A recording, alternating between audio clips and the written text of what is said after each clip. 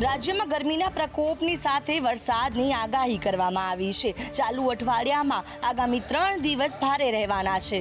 હવામાન વિભાગ દ્વારા ગુજરાતમાં 3 દિવસ હળવા વરસાદની સંભાવનાઓ વ્યક્ત કરવામાં આવી છે, જેમાં સૌરાષ્ટ્ર અને કચ્છમાં અકળામણનો અનુભૂતિ થઈ શકે છે। ગરમી રહેવાની સંભાવનાઓ હવામાન વિભાગ દ્વારા વ્યક્ત કરવામાં આવી છે।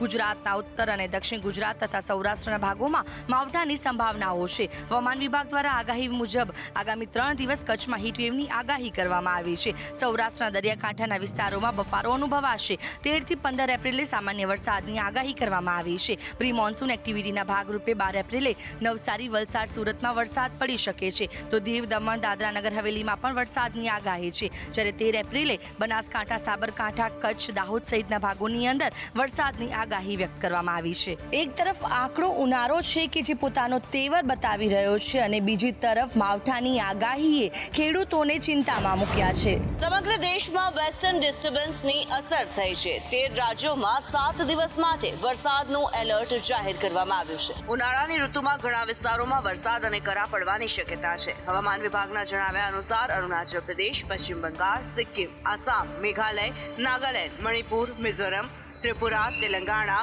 આંધ્રપ્રદેશ, કેરળ અને તમિલનાડુમાં 8 થી 7 દિવસ સુધી વરસાદની વકી છે। તે સમયે મધ્યપ્રદેશ, છત્તીસગઢ અને મહારાષ્ટ્રમાં 12 એપ્રિલ સુધી વરસાદી સિઝન ચાલુ રહેશે। હવામાન વિભાગે કહ્યું કે આ રાજ્યોના કેટલાક વિસ્તારોમાં કરા પણ પડી શકે છે, જો કે આ શક્યતા ઓછી છે। મધ્યપ્રદેશમાં તોફાન અને વરસાદનો સમયગાળો આગામી 7 દિવસ એટલે કે 14 એપ્રિલ સુધી ચાલુ રહેશે। છત્તીસગઢમાં 9 થી 11 એપ્રિલ સુધી વરસાદ માટે યલો એલર્ટ જારી કરવામાં આવ્યું છે। તો આ તરફ હરિયાણામાં વાતાવરણ સતત બદલાઈ રહ્યું છે। માર્ચમાં વરસાદ અને કરા પડ્યા બાદ હરિયાણામાં ગરમીએ દસ્તક આપી છે। ભર ઉનાળે રાજ્યમાં રોગચાળાએ માથું ઊંચક્યું છે। હાલમાં હોસ્પિટલ દર્દીઓથી ઉભરાઈ રહી છે તેવા દ્રશ્યો જોવા મળી રહ્યા છે। અમદાવાદમાં એપ્રિલના આરંભે 6 દિવસમાં સ્વાઇન ફ્લૂના 49 કેસ નોંધાયા, તો ગરમી વધવાની સાથે ઝાડા ઉલટીના 331 કેસ નોંધાયા છે। અમરાઈવાડી ઉપરાંત વટવા તથા દાળી લીમડા વોર્ડમાં કોલેરાનો 1 કેસ નોંધાયો છે। વડોદરામાં પણ પાણીજન્ય તેમજ મચ્છરજન્ય રોગોમાં વધારો થયો છે। અહીં ડેન્ગ્યુના 54 કેસ, ચિકનગુનિયાના 30 કેસ, જ્યારે ટાઇફોઇડના 17 કેસ નોંધાયા છે। રાજકોટમાં ડેન્ગ્યુ, મલેરિયા, ચિકનગુનિયાના 1 કેસ નોંધાયા છે। એક સપ્તાહમાં શરદી ઉધરસના 926 કેસ નોંધાયા છે, જ્યારે તાવના 312, ઝાડા ઉલટીના 249 કેસ નોંધાયા છે। કોર્પોરેશન દ્વારા ઠેર ઠેર પોરાનાશક દવાઓનો છંટકાવ અને ફોગિંગની કામગીરી શરૂ કરાઈ છે। પાણીજન્ય અને મચ્છરજન્ય રોગોના કારણે દર્દીઓની સંખ્યા હોસ્પિટલોમાં વધી રહી છે, અને સાથે ઘરે ઘરે ખાટલા પણ જોવા મળી રહ્યા છે। રાજકોટમાં આરોગ્ય વિભાગ એક્શન મોડમાં આવ્યું છે। મસાલા માર્કેટમાં ચેકિંગ હાથ ધર્યું છે। રાજકોટમાં 12 મહિના મસાલા ભરવાની સિઝન શરૂ થઈ છે, ત્યારે મસાલામાં ભેળસેળ રોકવા માટે આરોગ્ય શાખાના ફૂડ વિભાગની ટીમ દ્વારા નમૂના લેવાનું શરૂ કરવામાં આવ્યું છે। ફૂડ વિભાગ દ્વારા શહેરની અલગ અલગ મસાલા માર્કેટમાં ચેકિંગ હાથ ધરી છેલ્લા 10 દિવસમાં મરચું પાવડર, હળદર પાવડર, ધાણા આખા અને પાવડર, હિંગ, મરી, વરિયાળી, જીરું સહિતના મસાલાના 50થી વધુ બ્રાન્ડેડ અને નોન બ્રાન્ડેડ સેમ્પલ લીધા છે। મરચું, હળદર અને જીરું તેમજ ધાણામાં ભેળસેળ મોટા પ્રમાણમાં ગત વર્ષે ઝડપાઈ હતી, જેના પગલે વર્ષે શહેરના અલગ અલગ વિસ્તારમાં ધમધમી રહેલા મસાલા માર્કેટમાં કાર્યવાહી ધરાઈ છે। હાલ મસાલાના નમૂના લઈ લેબમાં રિપોર્ટ માટે મૂકવામાં આવ્યા છે। આનો રિપોર્ટ 45 દિવસ સુધીમાં આવે તેવી શક્યતાઓ છે। દીવા તળે અંધારું વાતને સાર્થક કરતો કિસ્સો સામે આવ્યો છે। જામનગર મનપાની બિલ્ડિંગમાં નળ કનેક્શન ન હોવાનું સામે આવ્યું છે, જ્યારે શહેરીજનોને પાણી પહોંચાડતા કોર્પોરેશનના વહીવટી બિલ્ડિંગમાં જ નળ કનેક્શનનો અભાવ સામે આવ્યો છે। કચેરીમાં કામ કરતા અધિકારીઓ સ્વખર્ચે પાણી મંગાવવા મજબૂર બન્યા છે। શહેરના ઘણા બધા વિસ્તારોમાં પાણીની સમસ્યાઓની તંત્રને અનેક ફરિયાદો મળતી હોય છે। આ સમસ્યાનું નિરાકરણ તો નથી આવતું, પરંતુ ખુદ મનપાની 4 માળની કચેરીની સમસ્યા હોવાની હકીકત સામે આવી છે। બિલ્ડિંગમાં આસિસ્ટન્ટ કમિશનર સહિતની તમામ પેટા શાખાઓમાં સ્ટાફ રોજ બહારથી વેચાતું પાણી મંગાવીને પીવે છે, જેનું બિલ ખુદ અધિકારીઓ ચૂકવે છે। મોટી વાત તો એ છે કે તંત્રની પાસે પાણીની લાઈન જ નથી। જ્યારે સંદેશ ન્યૂઝે અધિકારી સાથે વાત કર્યો ત્યારે અધિકારીએ બિલું સંકેલવાનો પ્રયાસ કર્યો અને કહ્યું હતું કે આવી કોઈ સમસ્યા નથી। ભાવનગરમાં દબાણ દૂર કરવાનો બીજો રાઉન્ડ શરૂ થયો છે।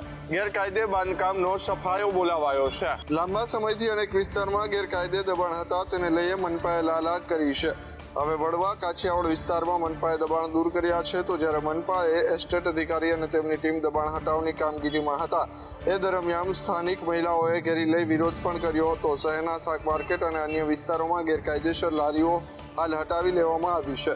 મહત્વનું છે કે મનપાની ટીમ ઘણા લાંબા સમયથી પોલીસના પ્રોટેક્શન વગર કામગીરી કરી રહી હતી, પરંતુ હુમલાની ઘટનાઓ વધતા વખતે પોલીસને પણ સાથે રાખવામાં આવી હતી. આપણે જણાવી દઈએ કે ગઈકાલે પણ મનપાની દબાણ હટાવની ટીમ દ્વારા શહેરના ગોળ બજાર તેમજ માળીના ટેકરા પાસે દબાણ હટાવવામાં આવ્યા હતા અને શહેરનો રસ્તો પોળો કરવામાં આવ્યો હતો. સુરતમાં અમીપાર્ક સોસાયટીમાં રોડ મુદ્દે વિરોધ થયો છે. અમીપાર્ક સોસાયટીમાં મહિલાઓ રણચંડી બની ઉગ્ર સૂત્રોચ્ચાર કર્યા છે. લોકસભાની ચૂંટણી વચ્ચે પુના ગામની અમીપાર્ક સોસાયટીના 200 ઘરના રહીશોએ મતદાનનો બહિષ્કાર કર્યો છે.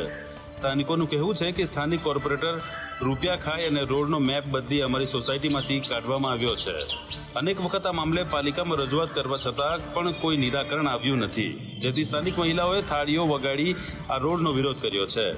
આ સાથે સ્થાનિકોએ આક્ષેપ કર્યો છે કે આ રોડ પસાર થવાથી તેમના બાળકોને રમવાની જગ્યા નહીં રહે, તેમજ મહિલાઓની સુરક્ષા પણ જોખમાં છે.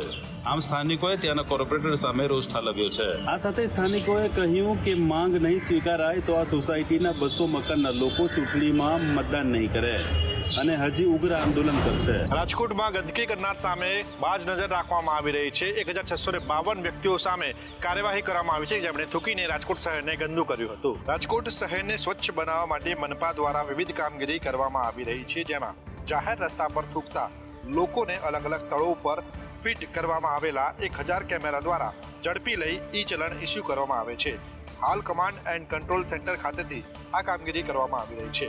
નાણાકીય વર્ષમાં મનપાએ આવા 1652 લોકોને ઝડપી પાડીને કુલ 3.41 લાખના ચલણ ઇસ્યુ કર્યા છે. જો કે આ પૈકી અત્યાર સુધીમાં 58,200ના જ માત્ર 286 ચલણની વસૂલાત થઈ ચૂકી છે, જેને લઈને હવે મનપા દ્વારા દંડ નહીં ભરનારને ઘરે જઈ વસૂલાત કરવાનું શરૂ કરવામાં આવ્યું છે. ઈ ચલણ મારફતે વસૂલવામાં આવતા દંડ ભરવામાં લોકો ઉદાસીનતા દાખવતા હતા. જો કે મ્યુનિસિપલ કમિશનરના આદેશ બાદ હવે આ દંડની રકમ કડકાઈથી વસૂલવામાં આવી રહી છે. અમદાવાદમાં ગરમીથી બચાવવા માટે વાહન ચાલકો માટે નવતર પ્રયોગ હાથ ધરાયો છે.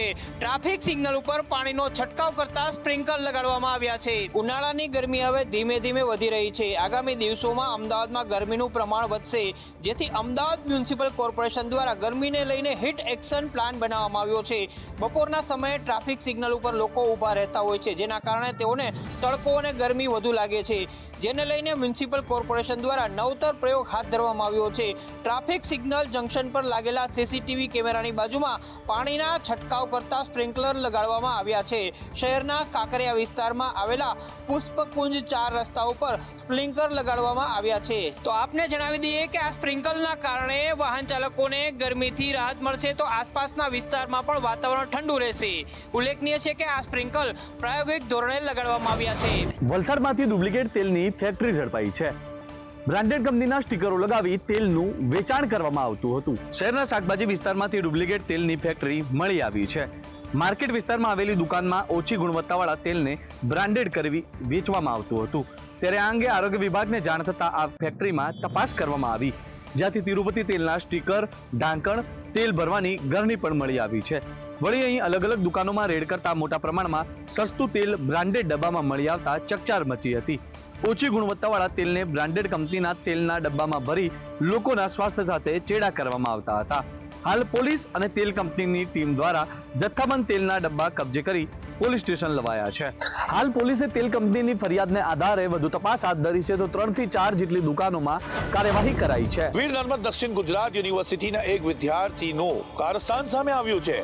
ઉત્તર વયની અંદર રોકડા રૂપિયા 500 મૂકી દીધા હતા એ આશય કે પ્રોફેસર એક્ઝામમાં પાસ કરી દેશે, પરંતુ ત્યાર પછી શું થયું તે જુઓ. વીર નર્મદ દક્ષિણ ગુજરાત યુનિવર્સિટીની પરીક્ષામાં ગેરરીતિ કરતા 130 જેટલા વિદ્યાર્થીઓનું હિયરિંગ કરવામાં આવ્યું હતું. એમાં 98% વિદ્યાર્થીઓ માઇક્રો ઝેરોક્સ અને હાથે લખેલી કાપલીઓ લાવ્યા હતા. આ તમામ વિદ્યાર્થીઓને વીર નર્મદ દક્ષિણ ગુજરાત યુનિવર્સિટીને નવા નિયમ મુજબ રૂપિયા 500ની સાથે 3 મહિના સુધી ઓન ડિમાન્ડ એક્ઝામનો લાભ નહીં આપવાનો નિર્ણય કરવામાં આવ્યો હતો. આ ઉપરાંત એક વિદ્યાર્થીની ઉત્તર વયમાંથી રૂપિયા 500 ચલણી નોટ મળી આવી હતી. આ વિદ્યાર્થીનું હિયરિંગ કરવામાં આવ્યું હતું, જેમાં તેણે કહ્યું હતું કે હવે સાહેબ પાસ કરી દેશે એમ માનીને આન્સર બુકમાં રૂપિયા 500ની ચલણી નોટ મૂકી હતી. મારાથી ભૂલ થઈ ગઈ છે, હવે ભવિષ્યમાં આવું નહીં કરીશ. તો આ વિદ્યાર્થીને યુનિવર્સિટીના નવા નિયમ મુજબ 2500 રૂપિયાનો દંડ ફટકારવામાં આવ્યો. તે સાથે જ પૂરક કે પછી ઓન ડિમાન્ડ એક્ઝામ પણ નહીં આપવામાં આવે તેવી સજા ફટકારવામાં આવી છે. લોકસભા ચૂંટણીને લઈને ભાજપ પ્રદેશ અધ્યક્ષ સી.આર. પાટીલે આજે નવસારીની મુલાકાત લીધી. અહીં કાર્યકર્તાઓને અમુક સલાહ સૂચનની સાથે અમુક બાબતે માર્ગદર્શન પણ આપવામાં આવ્યું હતું. નવસારીના સમરોલી ખાતે યોજાયેલ બૂથ કાર્યકર્તા સંમેલનનું આયોજન કરાયું હતું, જેમાં સી.આર. પાટીલે કહ્યું કે 18મીએ ફોર્મ ભરવા માટે આપણે બધા ભેગા થઈશું. તેમણે કાર્યકર્તાઓને સંબોધતા કહ્યું કે 2019માં તમે લોકોએ દેશના સૌથી વધુ સરસાઈ મને અપાવી હતી. આ તમારી મહેનતના કારણે જ થયું હતું. નવસારીનો ઇલેક્શન નથી લડતો. અહીં બેઠેલા તમામ લોકો એ નવસારીનો ઇલેક્શન લડવાના છે. 18મી તારીખે સવારે 10 વાગે નવસારી બધા પહોંચો.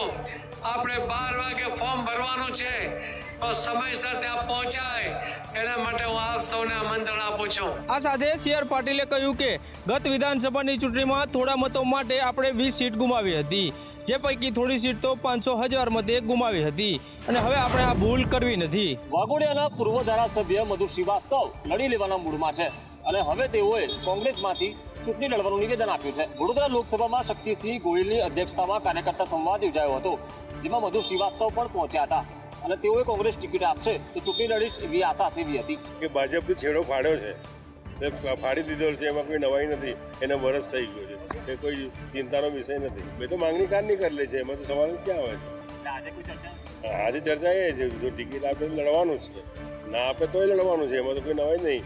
ખુલ્લું મેદાન તો જોડે નહીં. આ મધુર શ્રીવાસ્તવ છે, લડવાનું. આપણે જણાવી દઈએ કે મધુર શ્રીવાસ્તવ વાઘોડિયા બેઠક પરથી 6 ટર્મ સુધી ચૂંટાઈ આવ્યા હતા અને દબંગ નેતા તરીકે પોતાની નામના મેળવી હતી.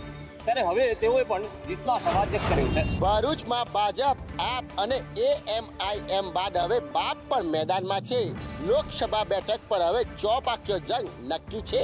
શરૂઆતથી જ ભરૂચ લોકસભા સીટ વિવાદમાં રહી છે. આ બેઠક પર કોંગ્રેસ અને આમ આદમી પાર્ટીનું ગઠબંધન કરીને ડેડિયાપાડાના આપના ધારાસભ્ય ચેતર વસાવાને ટિકિટ આપવામાં આવી છે. જ્યારે ભાજપ તરફથી સાંસદ મનસુખ વસાવાને રિપીટ કરવામાં આવ્યા છે, ત્યારે આ બેઠકમાં વધુ એક પાર્ટી દ્વારા ઉમેદવારી ઉતારવામાં આવતા રાજકીય ખેલ કઈ અલગ જ જોવા મળી રહ્યો છે. ભાજપ અને આપ AIMI ઉપરાંત ભારતીય આદિવાસી પાર્ટીએ પણ પોતાનો ઉમેદવાર ઉતાર્યો છે.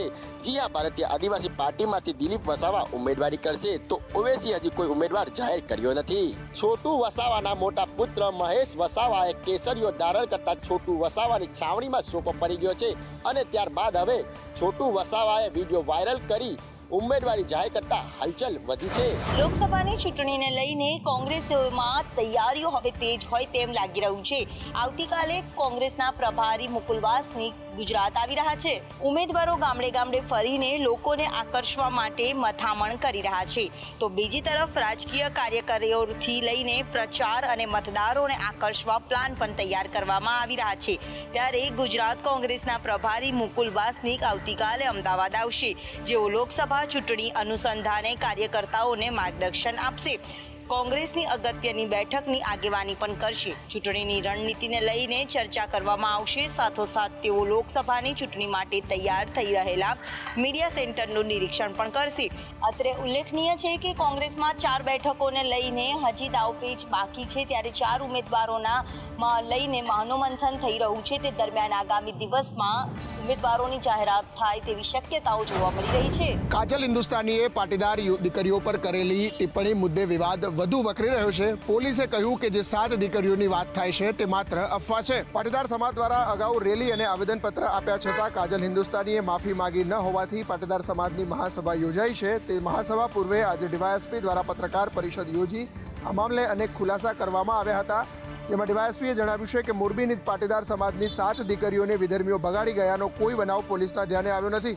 તો આ વિડીયો સંદર્ભે મોરબી પોલીસ તરફથી જણાવવાનું કે આવો કોઈ પણ કિસ્સો મોરબી પોલીસ દફતરે નોંધાયેલ નથી અને કોઈ પણ રીતે મોરબી પોલીસના ધ્યાને આવેલ નથી. મોરબી જિલ્લામાં સગીર દીકરીઓ અને મહિલાઓની સુરક્ષા છે એ પોલીસની પ્રાથમિકતામાં આવે છે. જે પોલીસ જે કાર્યવાહી કરે છે એમાં આવેદનપત્રમાં જે વિગત છે એ જ વિગતે નામદાર કોર્ટમાં પણ એમને કાર્યવાહી કરેલી છે. આ મેટર સબજ્યુડિસ હોય છે એટલે અમે એમાં કાર્યવાહી ન કરી શકીએ. વધુમાં તેમણે કહ્યું કે જ્યારે પણ આવી ઘટનાઓ બનતી હોય છે ત્યારે મોરબી પોલીસે પણ ગંભીરતાથી લઈ કાર્યવાહી કરી છે. ઉનાળાની શરૂઆત સાથે જ ભુજમાં પાણીની પારાયણ જોવા મળી રહી છે. મુખ્ય લાઇનમાં ભંગાણ સર્જાતા શહેરના અનેક વિસ્તારમાં પાણીની સમસ્યા વિકટ બની છે. ભુજ શહેરની પીવાના પાણીની સંપૂર્ણ વ્યવસ્થા નર્મદાના નીર આધારિત છે. તેવામાં નર્મદાની મુખ્ય લાઇનમાં ભંગાણ સર્જાતા ભુજ શહેરને તરસ્યા રહેવાનો વારો આવ્યો છે. છેલ્લા 10 દિવસથી પાણીની સપ્લાય બંધ છે, જેના કારણે ભુજમાં પાણીનો પોકાર ઉઠ્યો છે. એક બાજુ આકરો ઉનાળો, બીજી બાજુ શહેરમાં પાણીની સમસ્યાથી લોકો ત્રસ્ત થયા છે. ભુજોડી પાસે પાઇપલાઇનમાં ભંગાણ સર્જાતા પાણીની સમસ્યા સર્જાઈ છે, જેના કારણે શહેરીજનો મુશ્કેલીમાં મુકાયા છે.